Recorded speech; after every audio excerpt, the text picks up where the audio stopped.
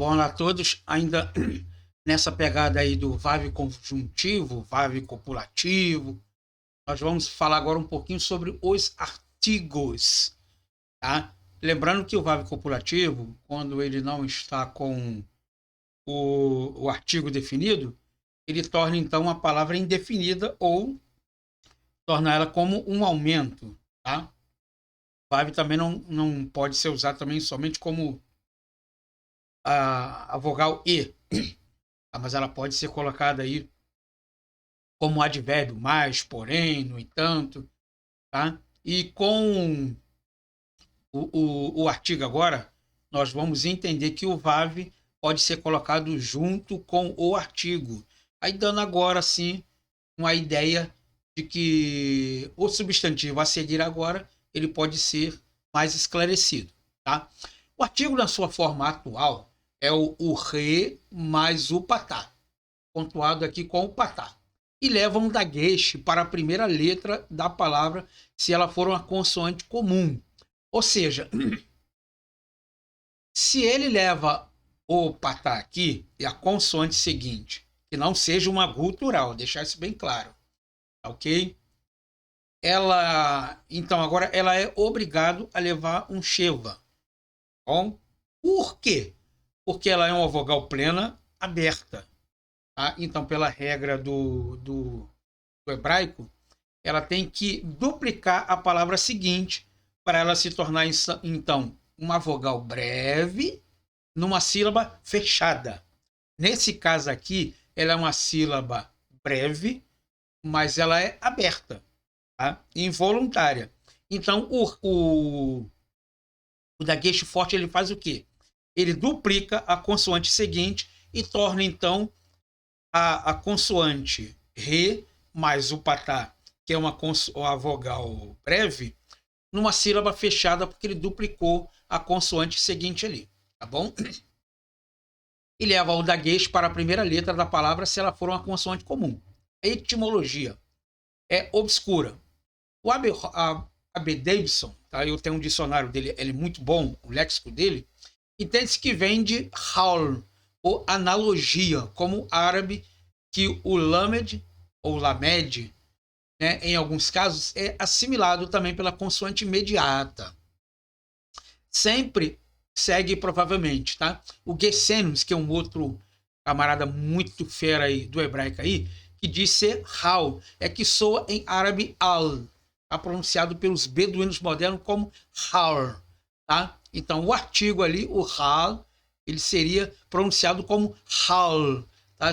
Tendo esse lamed aqui, tá? E os árabes botam al, que na verdade nós falamos al porque nós falamos na aula anterior que o Aleph ele não tem som vocálico, então os beduínos então pronunciam com o H, como al, tá?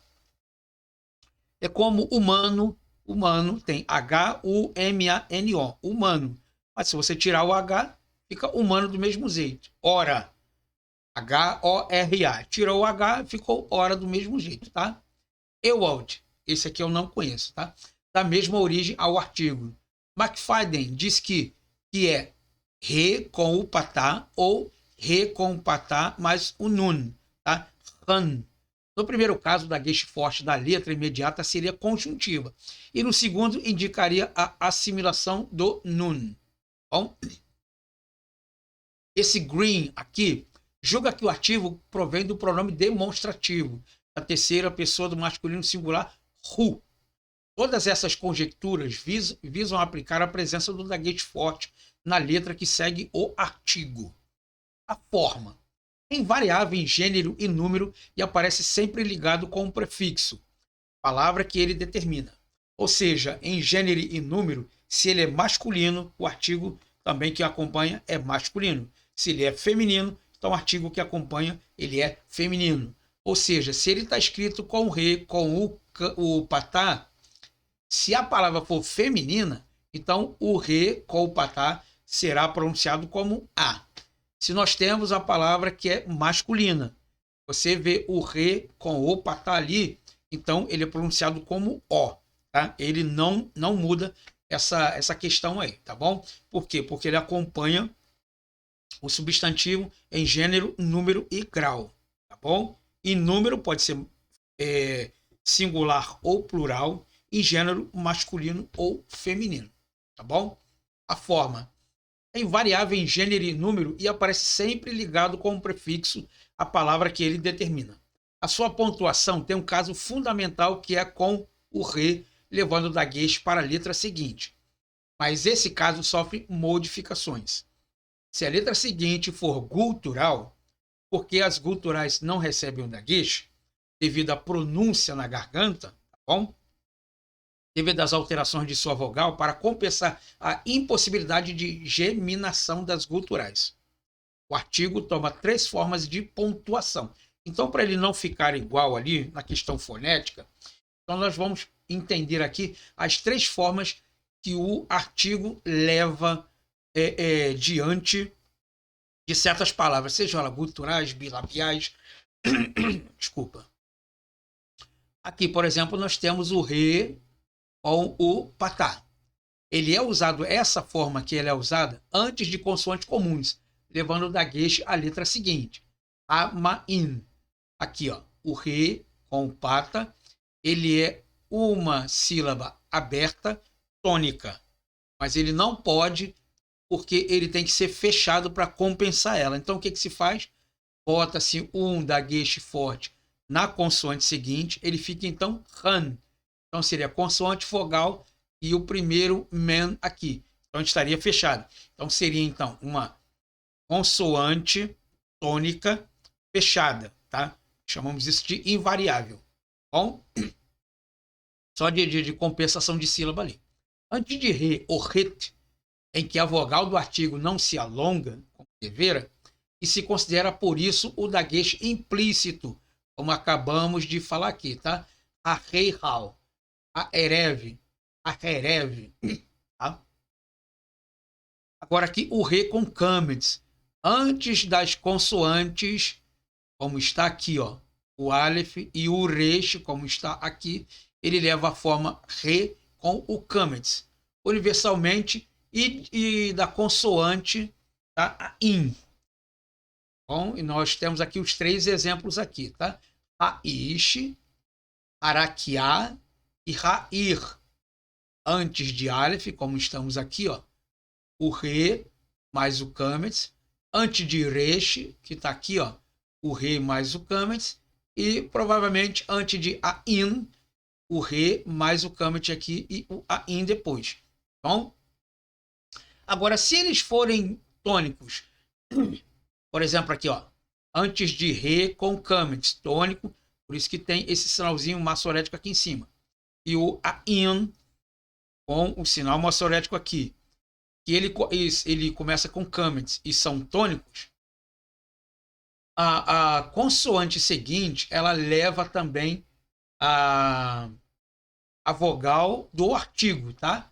A, ar, aqui, ó, nós temos o Kametz aqui embaixo, e na segunda nós temos ele também.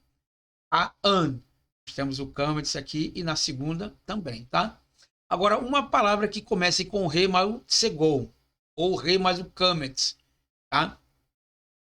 Antes de re com kametz e a in com kametz, porém átonos, ele leva a forma com o segol, como estamos vendo aqui, tá? O caso aqui seria reharim e reamal. Reamal, ok? Agora, antes de re com o tsegol e o re com o tsegol aqui, no caso seria o tseri, o ratepsegol, desculpa, com o ratepsegol, nós temos então ele alongado também da mesma forma, tá? Quando ele é aqui com o re mais o kametz e o aim mais kametz átonos, ele toma emprestado o re. Quando ele é antes de re com o tsegol e o ratepsegol aqui, ele também empresta o re da mesma forma que está ali, tá? Então nós temos a palavra aqui, ó, rehan, tá? E rehalim.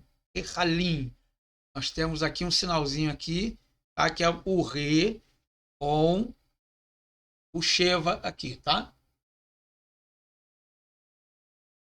Agora, nós temos uma gutural também, ela é pouco usada e pouco esvaída também, tá? Que é o Uresh. O Uresh, ele não é gutural, bom? Mas também não aceita o daguês. Por que ele não aceita o daguês?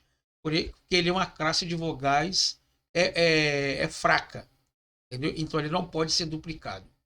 Então essas alterações não são atributárias ou arbitrárias, mas se baseiam na lei fonética das vogais, como havemos de ver. A fonética das vogais só não explicaria a pontuação com um segol, a do terceiro masculino singular, modo de pontuar o artigo que se prende também a razões etimológicas. Ou seja, por questão de fonética, o reixe, tá? Como ele não tem uma fonicidade muito alta, caso seria a latônica ali, então, na verdade, o dagueixe ali, ele não é aceito, tá bom?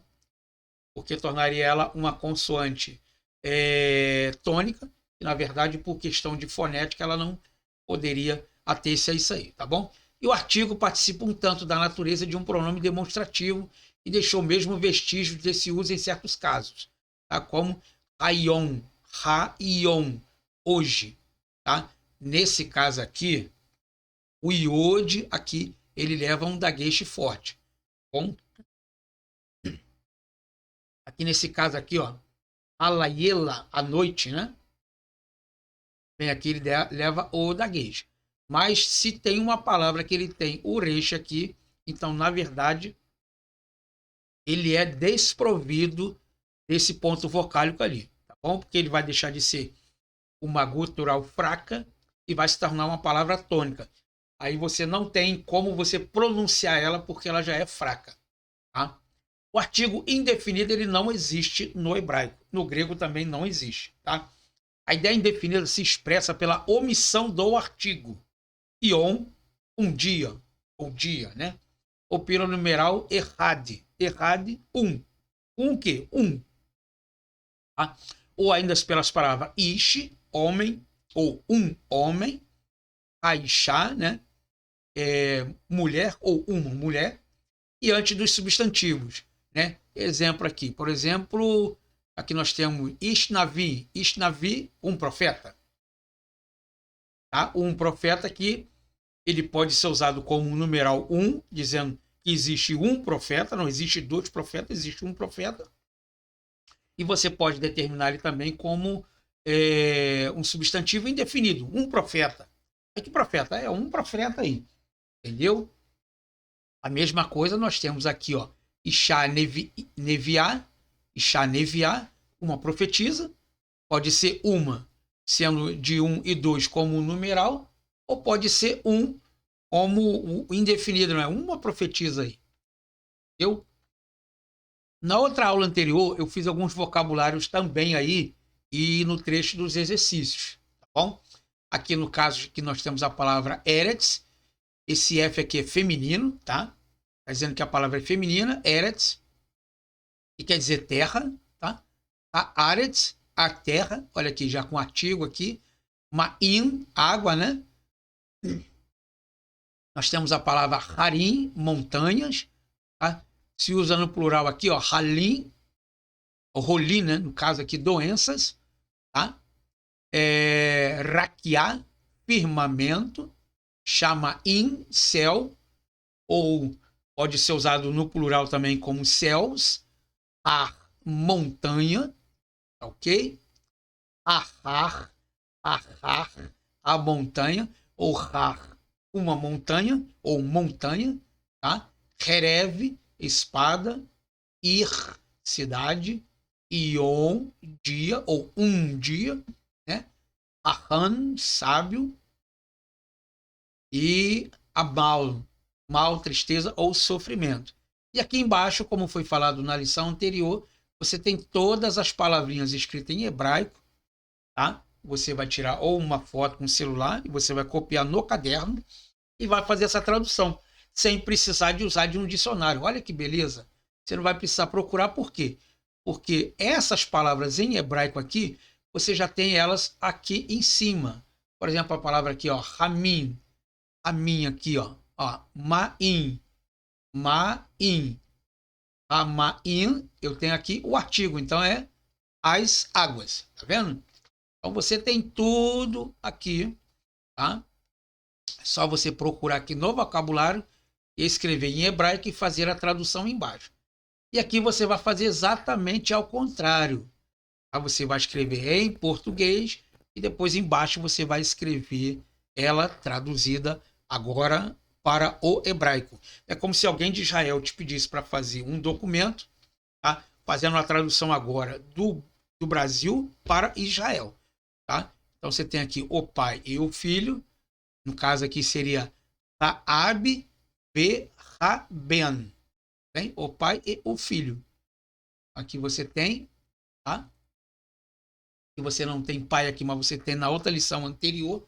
Já coloquei lá o vocabulário, tá bom? E filho aqui também é a mesma coisa. Então, o que você vai fazer? Você vai pegar do hebraico fazendo para o português e do português para o hebraico. Aí você traduz e trabalha as duas opções, tá? E você consegue determinar quando ela é no português e quando ela vai ser no hebraico. Bom, espero que tenham gostado dessa aula aí. Estarei fazendo mais algumas gravações na questão aí dos textos bíblicos. Bom, mas de começo agora eu quero gravar bastante gramática aí para vocês ficarem bem entendidos no assunto e possa estar se familiarizado com a leitura também. Ok? Espero vocês então numa próxima aula e tchau, tchau.